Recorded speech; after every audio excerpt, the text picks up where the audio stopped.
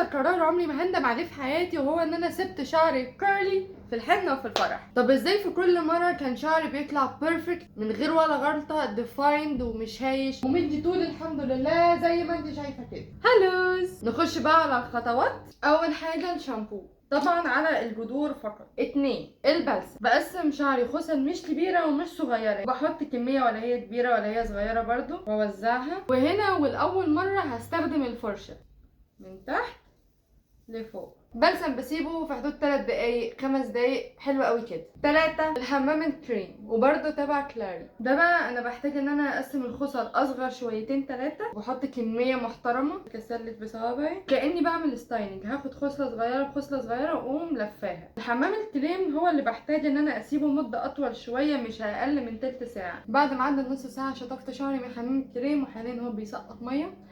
هنورت الستايل بخاخه وغرقي شعرك ميه ليف ان كلاري، وده فرحك فما تبخليش على نفسك وحياتك. وهاخد بقى حرفيا شعرايه شعرايه، الشعرايه اهي، هحط صبعي كده كده كده كده كده كده كده كده كده. كل ما تصغري الخصل كل ما هتاخدي نتيجه احسن. اخر حاجه الجل، ناخد الخصله نشدها كده اهو. بعد ما شعري نشف بالسلامه هجيب اي نوع سيرم وفك الكاست بتاعت الجل. بس كده، باي.